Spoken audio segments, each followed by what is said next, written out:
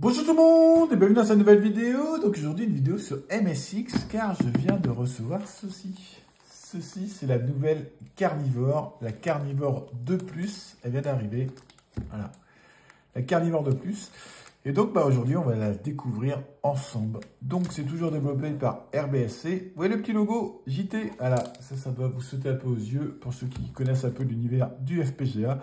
C'est Jotego qui développe pas mal sur le Mister, sur le Nog Pocket et tout ça. Ben voilà, il a contribué avec l'émulation des parties sonores. Et donc, voilà, petit logo Jotego.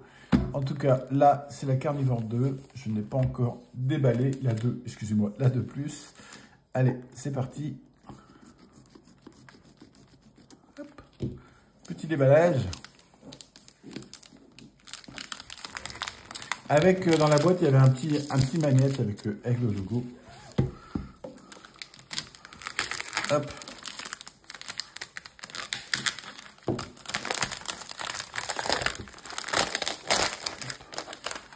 Voilà la boîte. Alors, je crois, si je ne me trompe pas, la boîte, c'est vraiment sur les premières commandes.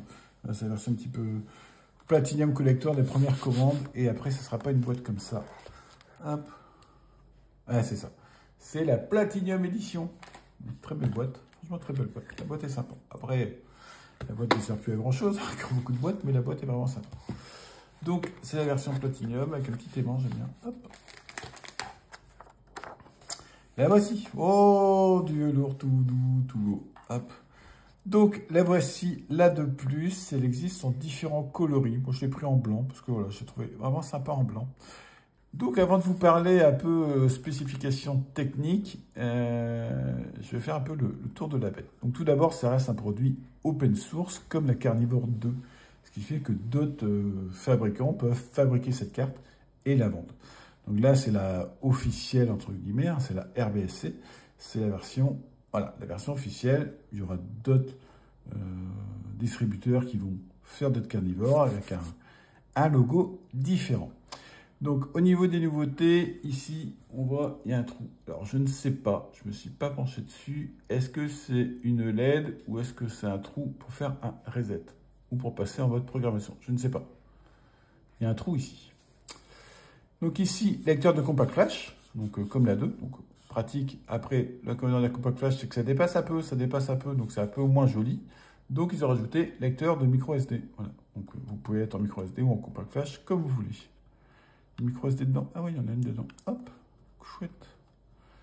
Dedans, hop, il y a une 32 Go. Hop, Axial, 32 Go. Donc, je sais pas s'il y a déjà des programmes dedans. Je regarderai ça. Une prise jack. Donc, si vous voulez sortir le son vers un ampli ou un casque, autre chose, il y a la prise jack.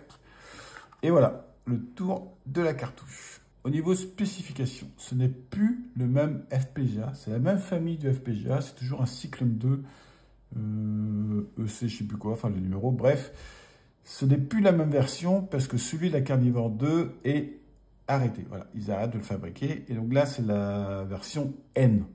À première vue, ils indiquent que le FPGA a plus de capacité. Voilà. Pour l'instant, je n'ai pas creusé sur le nombre de ports logiques et tout ça. Je ne sais pas si y en a plus ou pas, mais ça annonçait plus de possibilités. Donc, est-ce que c'est plus de stockage ou est-ce que c'est des fonctions en plus? Je ne sais pas. Au niveau mémoire, c'est la même quantité de mémoire flash, la même quantité de RAM. Il y a la mémoire Shadow. Je ne sais pas ce que c'est. Franchement, je ne sais pas ce que c'est.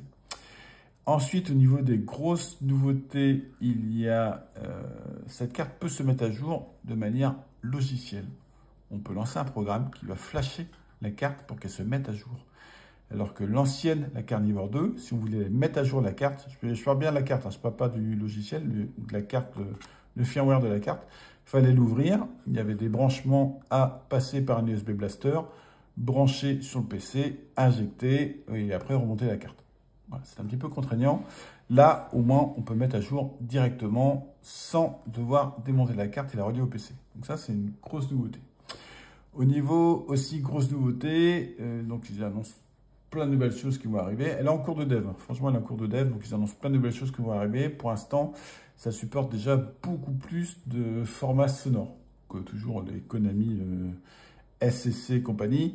Ça supporte le SN7 que je ne connais pas. Ça supporte un autre pareil que je ne connais pas, qui est justement développé par Jotego. Donc ça supporte plus de choses sonores. Donc ça c'est plutôt pas mal. Ça supporte pareil le Dual PSG alors que la Carnivore 2 ne supporte pas le Dual. Voilà. Donc beaucoup plus de choses niveau sonore. Donc ça c'est chouette. Et puis après, plein de nouvelles choses à arriver. Donc voilà, je démarre le MSX. Vous allez voir un splash screen apparaître qui est super classe. Je le trouve super classe. On voit le firmware. Je suis en version 3.02 MSX Music puisqu'il y a deux modes différents. Et je suis en menu 3.04. Je vais revenir sur le menu après. Là, je laisse défiler. Hein. C'est le boot automatique. J'ai un boot automatique que j'ai configuré. Vous pouvez le mettre ou pas le mettre. Hein. C'est vraiment, chacun est libre de choisir.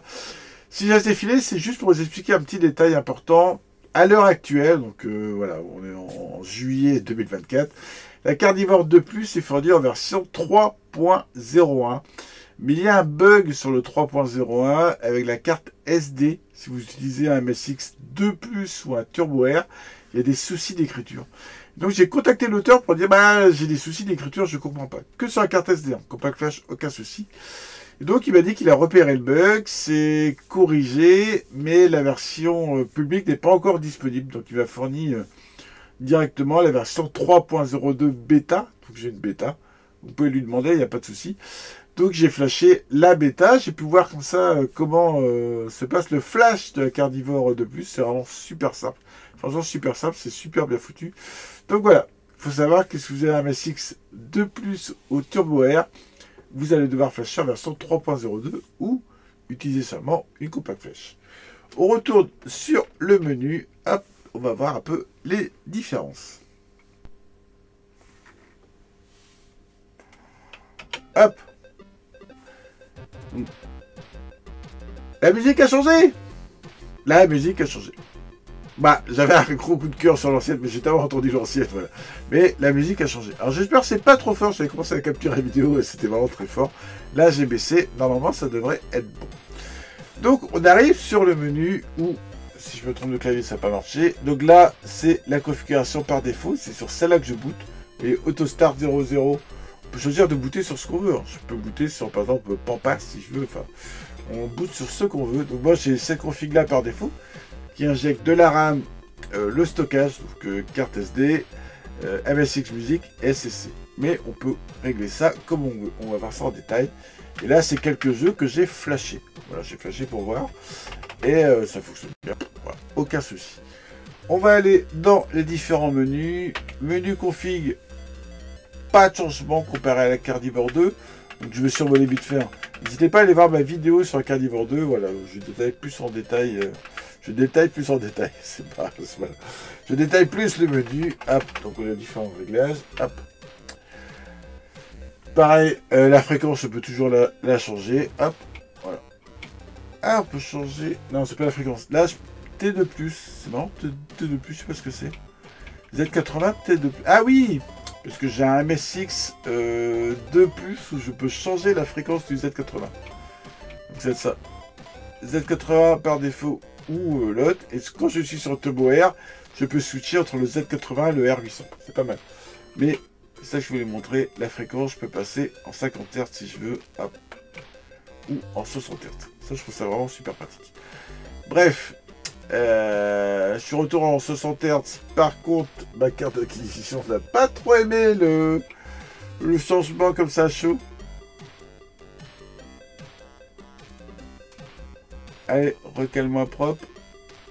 Ah putain, ma carte d'acquisition me fait un petit décalage. Voilà, j'ai juste redémarré pour avoir l'image bien centrée. Un peu con ma carte de capture. Bref. Donc j'étais sur le volume. Donc le volume, on peut régler comme ça les différents volumes. Et donc en bas, vous voyez, on rajoute le SN7. Voilà. Ici, on peut régler pareil le volume PSG et tout ça. Hop. Auto-start, j'ai dit. On va aller sur Help. Voilà. Donc les différentes choses possibles. Vous voyez, on peut choisir le turbo ou le R800. On peut... Voilà. Différentes choses. Hop. Les joysticks et tout ça. Donc ça, c'est pour retour à la présentation un peu simple de la Carnivore 2+.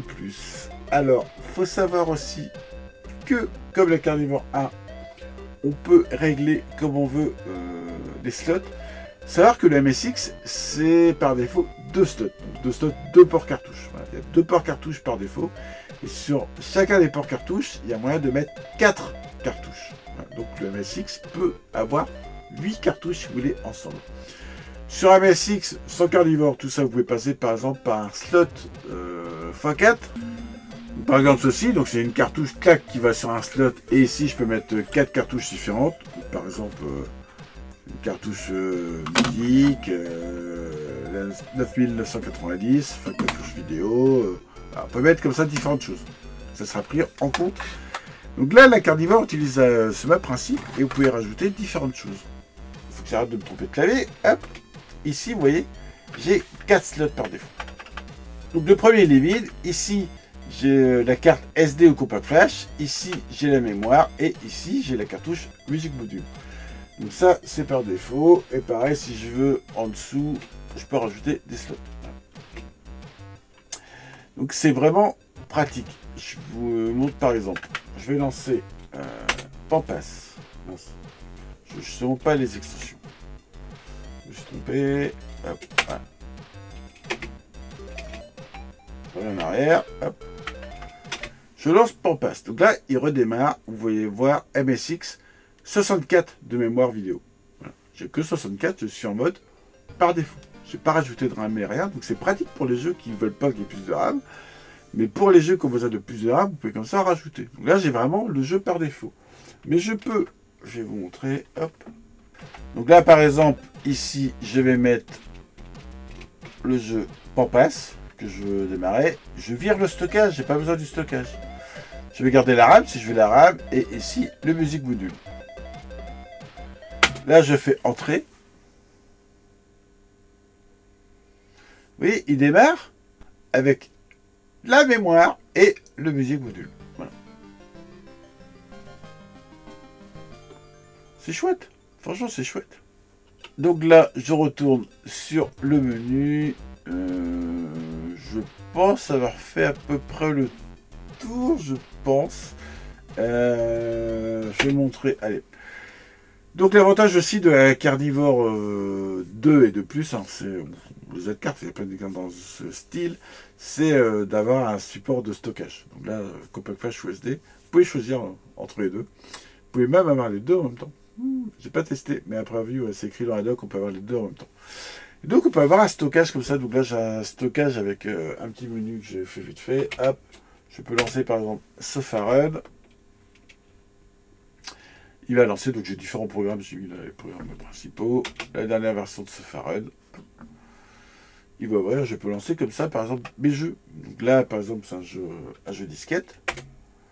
Je peux l'écrire directement sur une disquette. Donc ça, je trouve ça vraiment sympa pour faire ces disquettes. Mais je peux, voilà, lancer les jeux disquettes, cartouches, cassettes, ou lancer des programmes qui sont pas directement sur un support. Donc je peux lancer comme ça. Donc ça, c'est vraiment chouette. J'ai vraiment accès comme ça à la bibliothèque du MSX. Et ça, c'est... Ouais, moi, j'adore. Je trouve ça vraiment génial. Et je peux, bien sûr, les jeux qui m'intéressent le plus, donc en cartouche, je peux les flasher sur le menu de démarrage de la Carnivore. Et comme ça, j'ai les jeux que j'aime bien lancer. Je peux y accéder très rapidement sans devoir démarrer, lancer tout le stockage, aller sur Sofarun et tout ça. Donc voilà, je redémarre et je vais vous donner ma petite conclusion sur la Carnivore 2+. Je sais que certains vont forcément me poser la question, est-ce que j'en achète une? Est-ce que j'en achète une ou pas? Bah, c'est à vous de voir si vous avez déjà une Carnivore 2. Je ne pense pas que ce soit utile de remplacer votre 2 par une 2+, sauf si vous voulez toujours avoir la dernière nouveauté, ou si vraiment vous avez par exemple un programme spécifique qui utilise SN7 et vous voulez vraiment pouvoir l'utiliser, là oui, là ça peut être intéressant de passer sur la 2+, sinon gardez votre Carnivore 2 qui fonctionne vraiment très bien. Là-dessus, il n'y a pas de souci. Du moins pour l'instant, parce que pour l'instant, il n'y a pas 40 000 nouveautés. Si vous n'avez pas du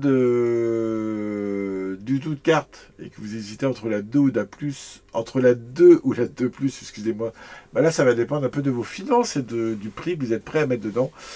De mémoire, vraiment de mémoire, la Carnivore 2 doit coûter un truc genre 130 € et la 2 plus doit coûter 210 €. Voilà. Donc c'est un budget quand même plus important. Donc à vous de voir si vous avez le budget, si vous voulez le mettre, et aussi suivant la disponibilité. La 2 plus est actuellement disponible, la 2 est un peu plus dure à trouver.